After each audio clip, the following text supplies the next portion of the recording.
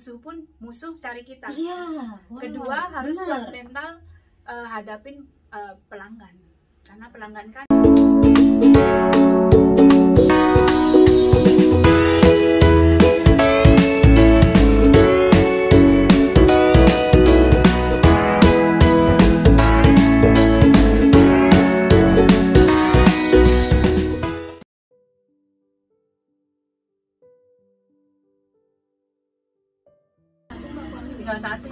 Hara salamas, welcome back again. Kita bersama tetap di sini dengan Mbak Anis dan aku Ibet Siagian di sini.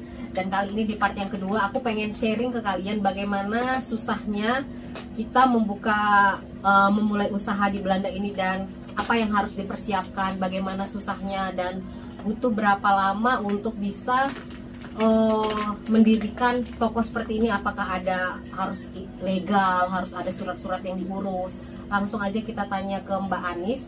Mbak Anis ini salah satu wanita juga yang punya usaha bisnis di Belanda. Ya Mbak Anis. Terus ketemu lagi ya Mbak di part 2. Hai lagi dong Mbak. halo. Halo. Mbak ini udah berapa lama nih Mbak mendirikan toko ini? Toko sendiri dari 2009. Yang ini ya, toko Jais ya. Oh. Awalnya dari omnya suami saya. Okay. Dari 2009 Suriname toko gitu. Oke. Jadi jualan makanan Suriname. Iya. Kita take over dari tahun 2013. Oh. Tapi emang bener-bener kayak di sini tuh dari 2000 bener-bener buka usaha di sini kayak jualan kayak gini tuh dari 2000. Kitanya 2013. 2013 ya. Tokonya bestart 2009. Oke. Ya. Terus 2013 kenapa memutuskan akhirnya untuk membuka toko ini produk-produk Indonesia, Mbak? Produk Indonesia ini karena corona ya sebenarnya lama selesai ya. Tapi kan 2013 belum ada corona toh? Iya belum. Dari 2013 kita cuma fokus ke restoran aja atau bukan restoran sini kayak warteg ya, kayak take away ya. Iya. Dan di samping itu kita ada kargo. Nah kargo itu cuman kirim barang aja, tapi kita belum jualan produk.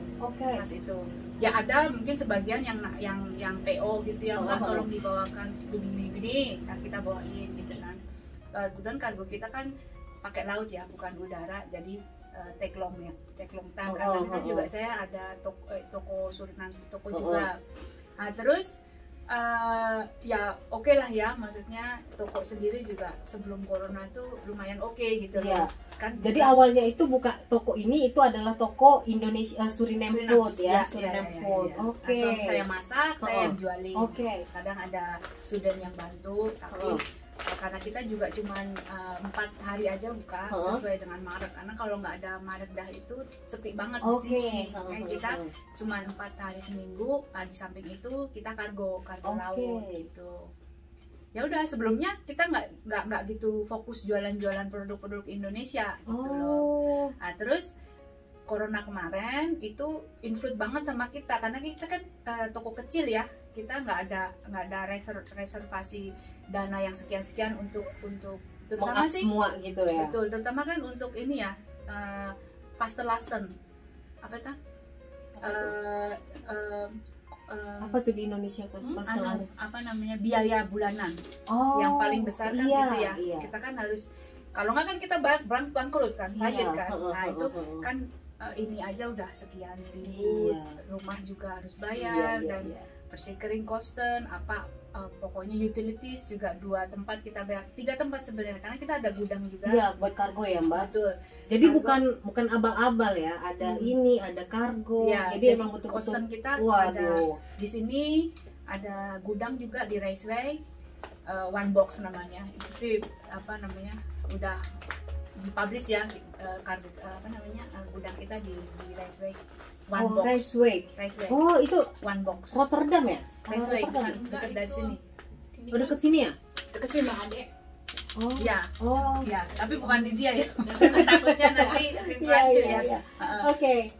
Jadi Mbak waktu pertama kali buka ini berarti harus ngurus-ngurus legal dong ke pemerintah ya? Sebenarnya enaknya pas kita over 6 karena toko ini udah ada izinnya ya, pas itu punya saudara juga itu lagi ya, yang omnya ya, omnya itu, dan itu kan Horeca, Horeca sama supermarket. Tapi supermarket kan omnya itu jualannya nggak yang produk Indonesia, yang biasa kayak Oriental, jual-jual biasa gitu ya.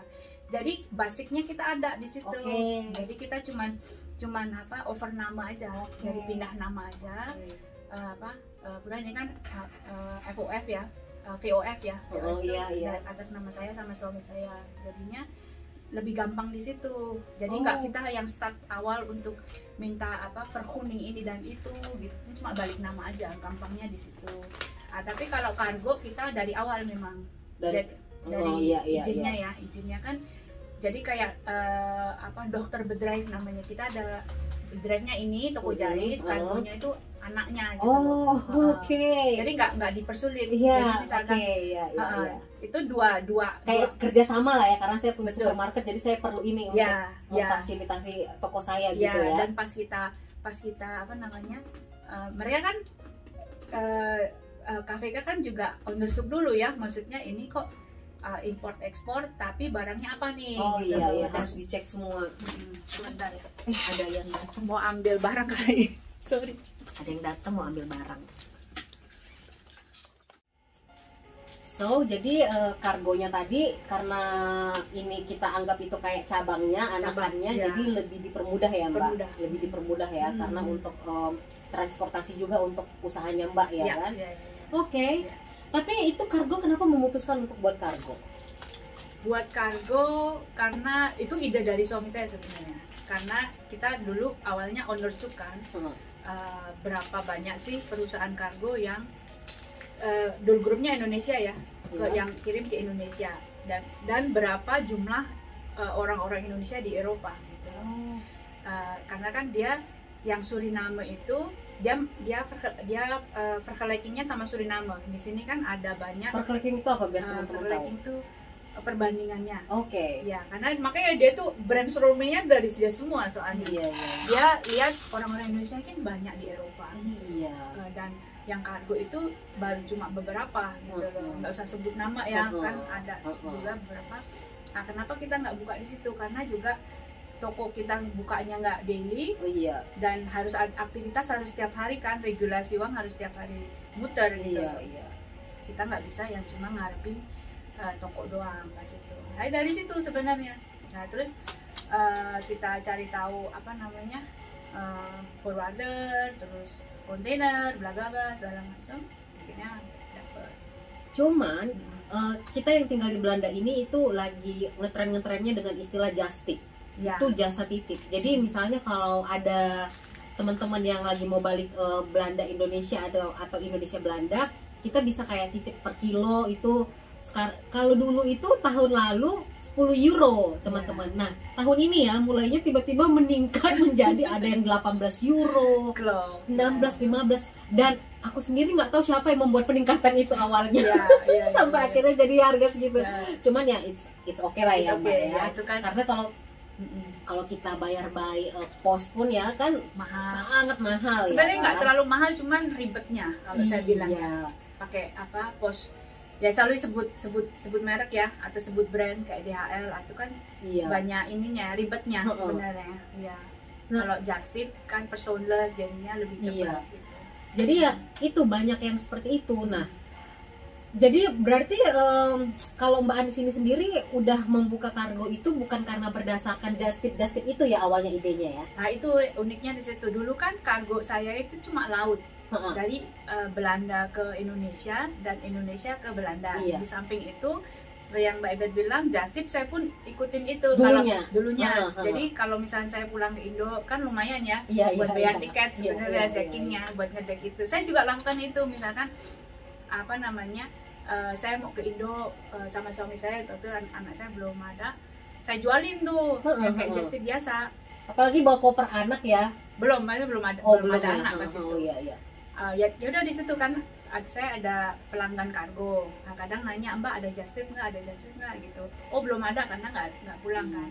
Nah pas kargo yang kargo flight itu berawal dari corona sebenarnya, dari pandemik sebenarnya. di sini share-nya atau nanti ada ini oh ini kita udah berbicara tentang bisnisnya Mbak Anis. Ya, jadi tahun kemarin corona kita kena imbasnya bener-bener ya. Yang bagian apa tuh? Toko restoran. Oke. Tahun lalu berarti. Tahun Maret itu pas mulai lockdown gitu ya awal-awal ya. Kita kan terus disuruh tutup, nggak boleh buka apa namanya, stolen. Iya. Orang-orang nggak boleh makan harus sini. Take away ya. Take away. Dan pas itu kita karena kita ini kecil, jadi kita nggak ada reserve atau uang tabungan untuk delivery. Kalau delivery kan harus punya skuter sendiri atau kita kerjasama sama Uber Eats atau Deliveroo and so forth kan. Itu karena mendadak kita nggak ada persiapan ke situ, kena banget tuh kita pas awal-awal apa namanya lockdown ya itu ya. Nah ini suami itu lagi nih, kenapa kita kan udah ada izinnya. Ini kan orang-orang yang Indonesia udah susah untuk traveling. Iya. Terus dan keinginan untuk produk Indonesia tuh masih iya, gitu makin meningkat ya malahan. Ya, dari situ sebenarnya. Karena saya pribadi kan struggling ya di situ. Cost tetap ada, pemasukan kurang. Nah, akhirnya suami saya kasih ide itu, kita ngobrol sama agen kita yang biasa ngurus kargo kan, bisa nggak begini. Biasa kan kita laut, kita mau coba udara gitu. Kenapa enggak, dia bilang gitu. Dan juga saya ada agen juga di Indo, kenapa enggak gitu loh. Saya kalkulasi ongkos-ongkosnya bla bla bla bla, masuk juga gitu loh. Tapi kargo udara itu kan lebih mahal ya daripada kargo laut ya. Betul, makanya hitungnya kan per kilo ya. Iya. Jadi ya mahal, cuman nah itu tadi kalau saya ambilnya Just Tip itu kan personal traveling. Misalnya kita personal ya. Misalnya kita per pasasir itu dapat berapa kilo, 60 kilo lah maks ya, sama ekstra koper dan segala macam. Nah, itu nggak nutup kalau saya mesti bayar pajak, iklan kosten segala macam. Karena Mbak ini legal ya. Betul. Jadi memang harus bayar pajak gitu ya. Itu nggak masuk.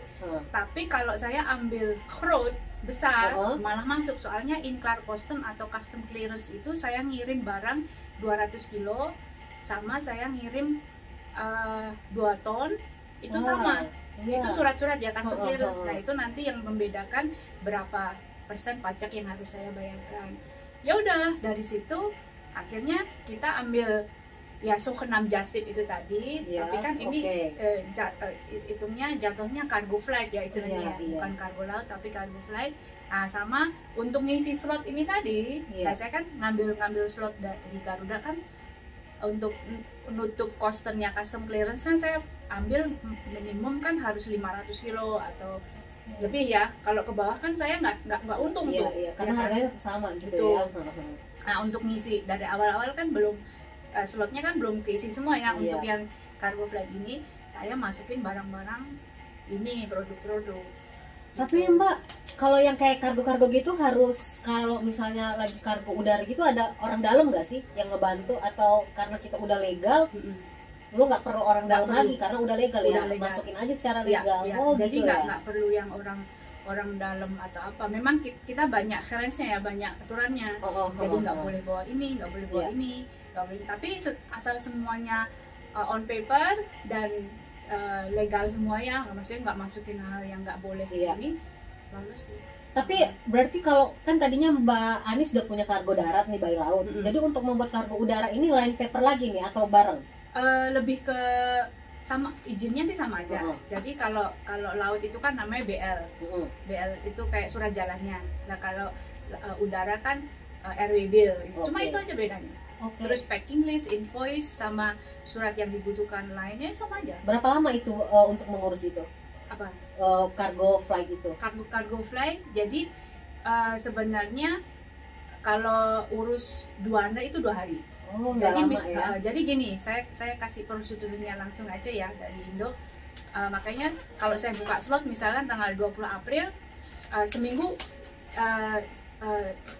jadi lamanya tuh seminggu sampai pelanggan terima barang-barang mereka. Saya kasih contoh gini, saya ada slot tanggal 20 April, tanggal 19 April harus sudah masuk di gudang. Iya. Saya sebut maskapai ya, Garuda atau KLM. Di situ tanggal 20 berangkat, sampai sini tanggal 21. 21 nanti nunggu X-ray dulu dari custom sana, Schiphol. Baru kita tergantung di sana druk atau enggaknya, rame. Kalau nggak pas rame langsung bisa masuk scanning kan. Kalau scanning udah oke, tapi baru kita ajukan dokumennya. Itu max 2 hari. Karena ada beberapa juga nih teman-temanku yang tertarik untuk buka kayaknya bukan kargo ya, tapi mereka sih lebih ke kargo laut ya. Laut ya. Berarti harus yang kering-kering gitu ya. Kalau kargo laut kan lebih ini. Tapi Mbak, ini yang kadang-kadang yang jadi pertanyaanku adalah, berarti ini kan menjanjikan dong ya bisnisnya ya, lumayan lah ya. Betul. Nah, tapi berarti kok bisa gitu loh, ada aja setiap hari orang yang memakai just ini ya gitu ya, maksudnya gimana ya bilangnya ya? Maksudnya just yang bukan kargo ini gitu kan? Berarti setiap saat ada dong orang yang mempergunakan jasa kargo ini ya? Ada. Jadi saya makanya saya bilang daripada laut ini memang kruinya agak cepet, karena kan kita mulai tahun kemarin Desember ya sebenarnya ya. Karena saya strugglingnya dari April itu kita udah kena imbas, struggling digodok dulu planningnya bener nggak dimasuk. Saya aktif di flightnya itu kan November Desember ya tahun lalu ya. Terus sampai sekarang pun lumayan tanggapan dari apa namanya pelanggan, dan yang saya miss-nya itu lebih ke reseller sebenarnya. Jadi kan saya sebenarnya posnya kan dari awal saya beberapa kali di ILH ya, pas itu ada slot sekian tanggal sekian, tapi entah bagaimana ya itu saya pikirnya anfragnya banyak ya dari reseller itu, hubungin saya inbox, Mbak saya mau ngambil sekian kilo, ada harga spesial nggak? Ada di situ, ada yang dari Spanyol, ada yang dari Griquerland, ada yang dari Jerman gitu. Udah banyak, berarti bukan cuma hanya orang Indonesia yang di Belanda ya? Bukan. Saya malah lebih keluar Indonesia, luar Belanda malahan. Tapi itu harga cargo flight sama cargo laut itu sama nggak Mbak? Beda. Cargo flight lebih mahal ya? Betul. Jadi kalau flight itu kan per kilo, kita jatuhnya jadi per kilo ya? Per kilo itu kan lebih ke di maskapainya Garuda atau KLM, dia kasih rate-nya berapa per kilo, tergantung kursnya juga, tergantung berarti nggak tetek-teknya, jadi nggak selalu yang stabil sama ya. Nah kalau laut kan kontainer ya, jadi misalkan dari sini satu kontainernya itu berapa gitu, atau dari Indo satu kontainernya berapa, dari kontainer itu terserah mau diisi full atau mau diisi ini. Tapi kalau dari laut itu kira-kira berapa lama Mbak sampainya Bang? Perjalanan sebulan, itu pun kalau nggak ada halangan atau apa-apa. Nah tapi kebanyakannya yang bikin terlambat di transitnya. Saya kan transit di Singapura ya, kadang di sana mesti nunggu kapal yang kapal kan kalau ngisi kontainer kan harus full juga kan, nggak mungkin satu kapal cuma beberapa kontainer. Kendalanya di situ. Makanya juga saya pikir di kargo laut ini kan terlalu lama ya, saya pikir perjalanannya, proses-prosesnya. Di udara ini cepet gitu. Oh ya. Sempat ada hilang gitu nggak Mbak barang gitu? Enggak, sampai sekarang memang kalau keterlambatan sering ya, di kita sering sekali terlambat. Tapi kalau hilang ya enggak ada yang hilang. Saya ya ini juga taktik kita, makanya saya tadi yang bilang speak up tadi ya. Ini juga kita harus nggak hanya menunggu dan ngikutin mereka aja. Selama kita legal, cara kita itu bisa di accept sama mereka. Kayak misalkan kebanyakan yang hilang itu kalau di sini iso-iso enggak, karena ada prosedurnya. Yang jadi permasalahan kan di Indonya. Di Indo tuh kadang bea cukai lagi kontrol sama misalnya kulit gitu yang bongkarin segala macam, tidak ada perwakilan dari kita. Oh, jadi mereka kayak seludupin gitu loh jatuhnya, bisa ya? Ya kayak suka-suka mereka aja gitu loh. Jadi kan kalau bea cukai kan cuma 2 atau 3 orang yang mengawasin, yang kontrol semuanya. Nah kulitnya ini kan ada 10, ada ini kan dos kan kalau satu kontainer bisa 300 dos toh. Nah kalau nggak ada perwakilan dari kita, siapa tahu itu kulit ada yang ambil atau apa gitu ya. Yes. Kalau dari BC, kalau dari apa disita itu ada suratnya. Tapi kalau misalnya ada nggak sih rule-nya kalau misalnya barang hilang itu maskapai bertanggung jawab atau laut bertanggung jawab untuk mengganti? Kalau Karena kan ini legal ya. betul. Maksudnya. Jadi kalau kita kirim kontainer itu juga ada opsi kita pakai insurance atau enggak. Nah, insurance itu deckingnya bukan karena barang hilang, tapi kalau tenggelam atau apa. Tapi perusahaan sendiri kayak saya kan istilahnya apa namanya, saya penyedia jasa ya. Nah, saya juga bisa juga ngasih opsi ke pelanggan, ini loh kita ada asuransi, tapi bayarnya lebih ekstra gitu loh. Iya, memang asuransi kan harus lebih ekstra. Betul, ya. tapi kita juga nggak cuman misalnya pelanggan, Mbak saya ambil asuransi misalnya 35 euro per box misalkan, tapi kita juga harus tahu isinya apa aja, jangan sampai nanti diklaim barang yang nggak dikirim kan gitu. Jadi kita juga harus ya. Tapi pertanyaan berikutnya nih Mbak Anis, pernah nggak sih ngalamin komplain gitu? Banyak banget komplain. Ada nggak komplain yang sampai kasar ngasarin Mbak Anis? Banyak sekali. Iya, serius? Banyak sekali. Wow. Jadi gini, apa namanya, saya itu orangnya nggak suka diskusi, apalagi di sosial media. Kalau orang mau komplain ke sini, saya atau di WA gitu ya, saya respon dulu kenapa, alasannya apa. Tapi kalau sudah mulai kasar, saya diemin. Kayak saya kan udah kasih reden ya, kenapa. Ini kebanyakan sih di saya komplainnya lama ya, ada keterlambatan apa segala macam. Ya udah, kalau misalkan ada beberapa kali sering saya di expose di Facebook, tapi saya udah kasih penjelasan nih sebelum mereka expose. Saya kasih penjelasan dulu, sampai kemarin terakhir bilang saya expose ya gitu, saya akan go public gitu. Silakan saya udah kasih reden kenapa, jadi saya nggak angkat tangan aja. Nah, dari situ udah masuk public, saya sistemnya gini, saya nggak akan ikut ke publik itu, karena kalau saya diskusi dari tambah ya, itu kan kalau udah biarin aja, yang penting saya udah ada penjelasan. Gitu. Kalau kamu nggak penjelasan dan jalan keluar ya, kan yang mereka minta jalan keluar. Udah gitu masukinnya langsung ke grup yang Indonesia bla bla bla yang ada di sini itu lagi ya. Saya beberapa kali kena juga, cuman ya. Stres nggak sih Mbak? Nah itu stres ya pasti.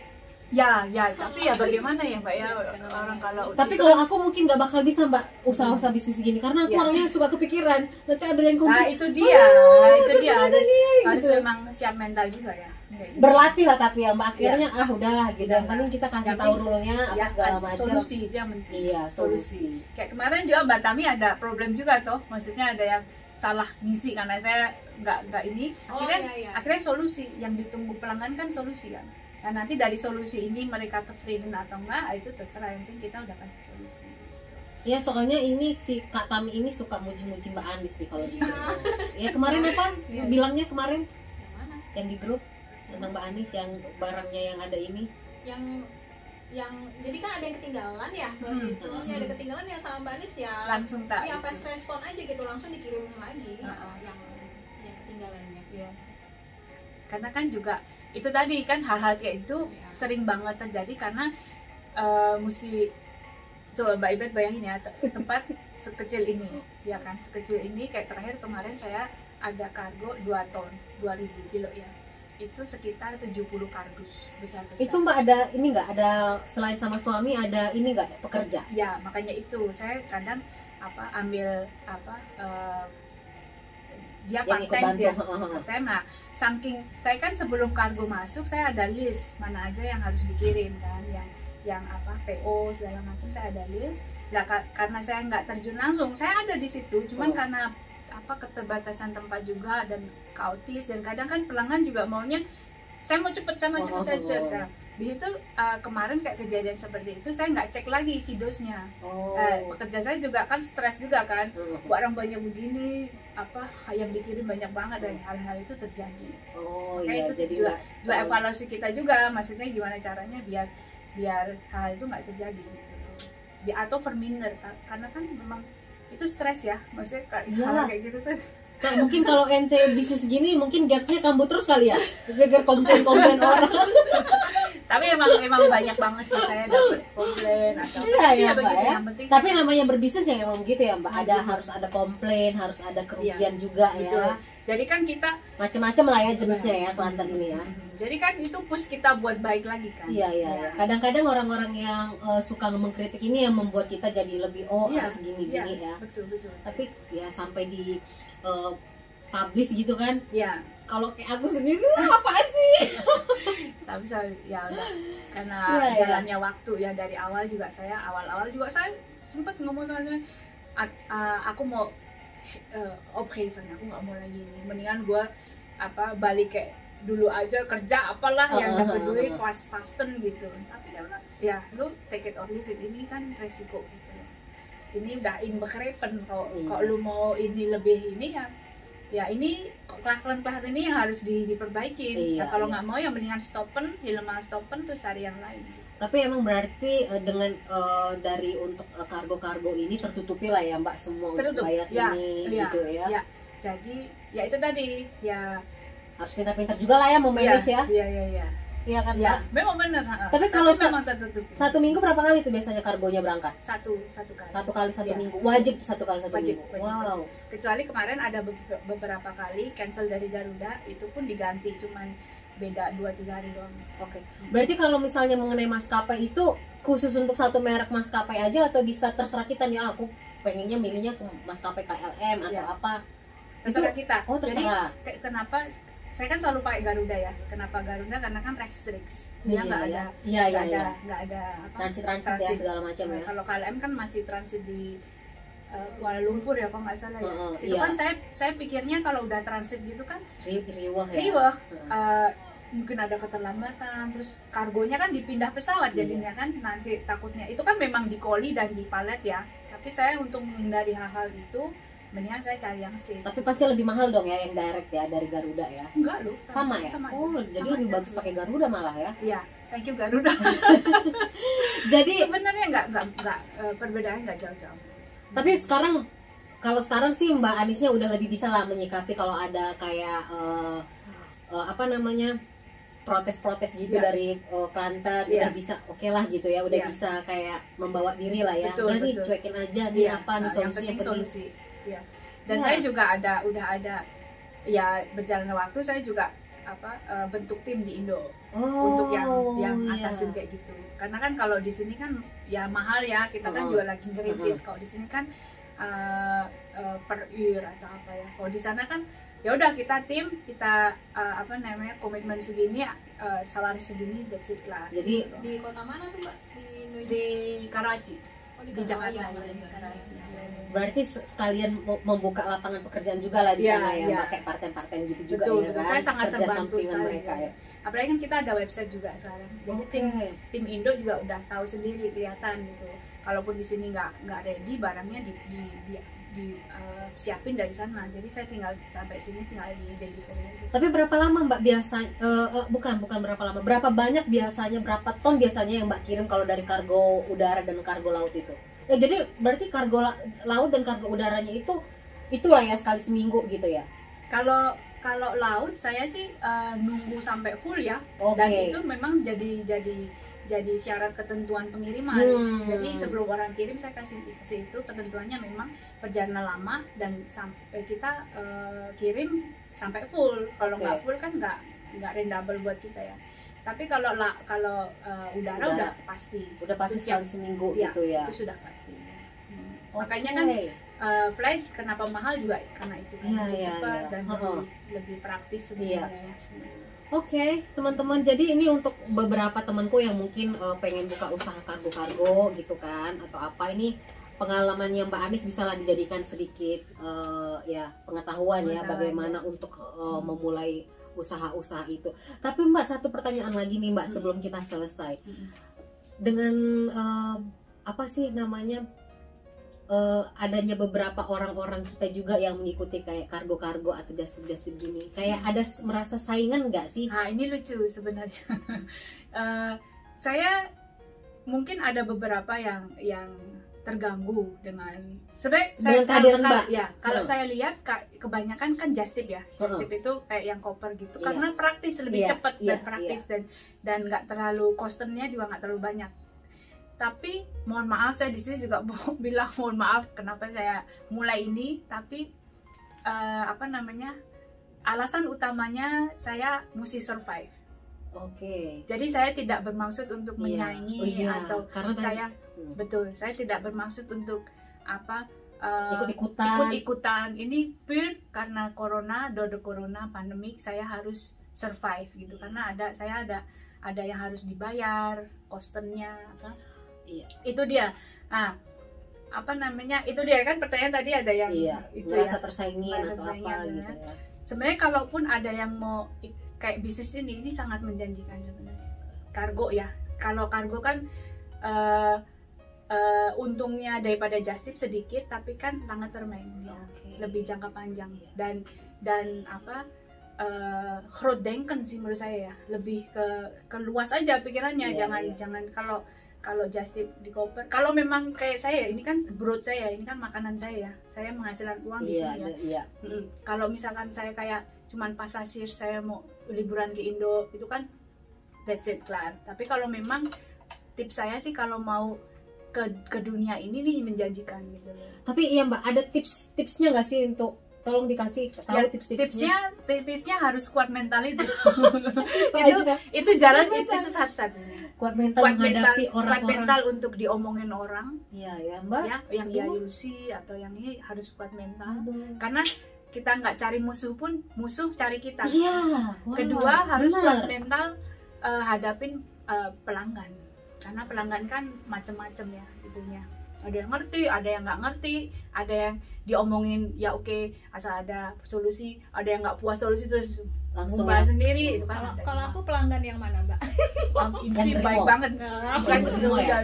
Baik sih, Mbak sih baik sih ya. Tapi kayaknya menarik ya. Walaupun kita nggak cari musuh, terkadang musuh yang cari kita. Wow, ya bagus itu.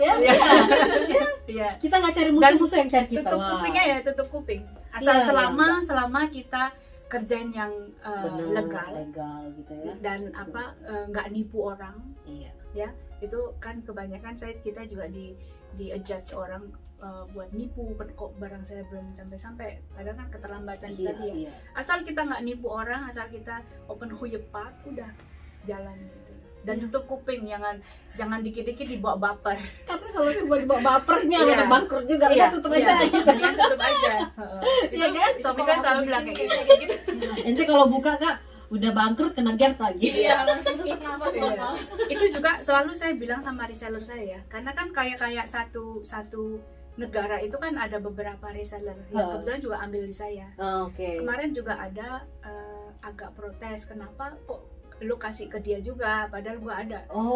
Saya bilang gini, kalau kamu bisnis ini jangan baper gitu. Iya, benar-benar. Jangan baper. Karena Mbak sendiri kan juga butuh klien kan? Betul. Iya kan? Jadi nggak mungkin karena satu orang kita nggak bisa jual ini ke tempat yang lain karena kita emang penyetok gitu kan, pemberi gitu. Emang benar. Itu saya selalu terapkan sama reseller saya sih.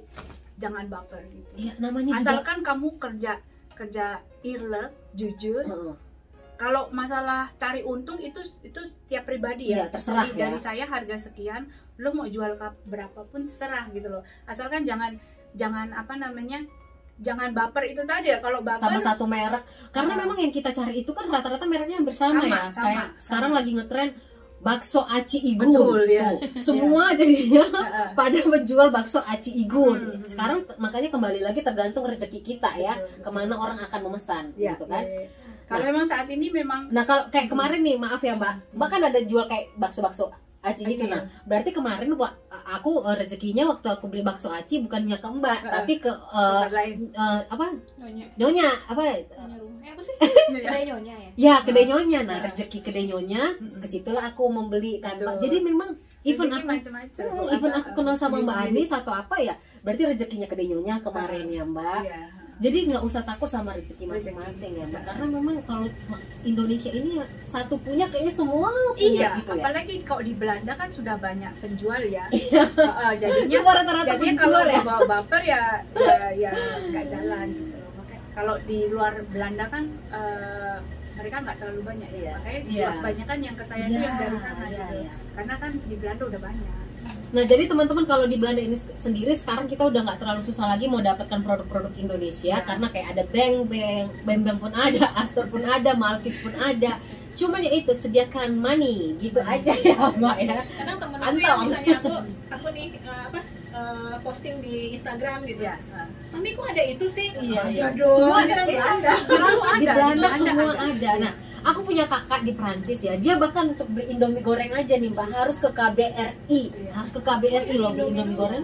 Lucunya juga kemarin di saya yang di Prancis juga, Mbak carikan tempe dong kata dia. Astaga, tempe juga nggak ada di Tempe sana. juga nggak ada. Astaga. Tempe di sini supermarket Banyak ya. sekali. Banyak, Bos, ya? Saya sampai dia kasihan. Sebenarnya saya lagi drop banget pas itu ya. Dan dia ikut kargo saya juga biar sekalian kirim, maksud dia Iya, gitu iya. kan kosnya kan biar nggak terlalu. Tapi ya udah saya carikan banget ya, maksudnya kasihan juga di sana nggak ada. Sampai tempe aja nggak ada. Memang ya begitulah. Jadi Padahal di sini telepon dari tempe juga udah 200-300 juga dapat tempe.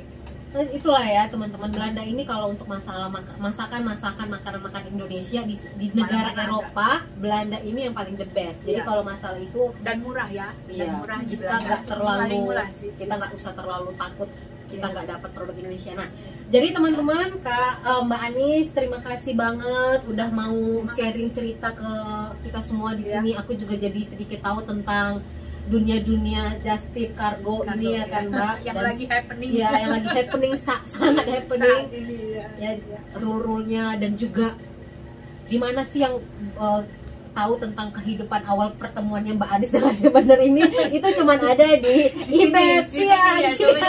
Nggak pernah saya post sebenarnya. Jadi untuk Special teman-teman, edition. ya By Ibet. jadi aduh ini bener-bener laki ya. Jadi ya teman-teman itulah kalau kita tinggal di sini emang kita harus strong ya. Wanita-wanita Indonesia adalah wanita-wanita yang tinggal di Belanda semuanya adalah wanita-wanita strong ya Mbak. Ya. Harus memang kuat dari segi mental, dari segi apapun Ya. harus Tapi Mbak. lucu ya, saya sempat dengar gitu dari mana gitu dari Asia wanita-wanita Asia ya. Indonesia tuh paling strong loh. Iya, saya pernah dengar itu, terutama di Belanda ya. Soalnya kalau kita jiwa survive-nya ya, Iya, jiwa iya. survive-nya itu lebih tinggi dari negara-negara Asia Iya. yang lain. Kita jiwa kerjanya, jiwa belajarnya gitu ya. Mentalnya tuh Wah, paling kuat gitu. Karena kita mungkin tukang jajan, jadi oh ya kita harus cari duit. Ya mungkin itu ya mungkin. salah satunya dia. Tapi hebat memang orang-orang. Iya, macam saya sangat-sangat yang salut di sekali. Belanda ya. Iya. Jadi teman-teman, temaku untuk saat ini adalah wanita-wanita Indonesia yang mempunyai bisnis di Belanda, bagaimana mereka suka dukanya dan awalnya mereka membuka, dan salah satunya adalah Mbak Anis. Dan nanti ini habis dari Mbak Anis, aku mau ke salah satu juga wanita yang sukses juga membuka restoran di Belanda, tepatnya di Den Haag ini ya. Den Haag ini semuanya ada, multikultur, multiras, segala macam masakan Indonesia ada di sini semuanya teman-teman. Jadi habis dari sini aku akan langsung ke sana. Dan Mbak Anis, terima kasih banyak sudah mau sharing ya. Sekali lagi aku ucapin. Dan terima kasih juga untuk Semenir ya. Pasti Iya. bilang juga kan sama Menir kalau mau datang ini, kalau Tahu suami dia lihat dia pasti. oh, Dia lihat ya. oh iya, ada CCTV-nya. Iya. Karena kalau suami nggak ngizinin pasti nggak bakal bisa juga. Iya. Jadi untuk Mbak Anis, untuk si Menir juga, thank you so much for this interview. Dan teman-teman, terima kasih juga sudah menonton. Sampai ketemu lagi di vlog yang berikutnya dan bye bye. Sukses terus. Oh, udah selesai baru dong.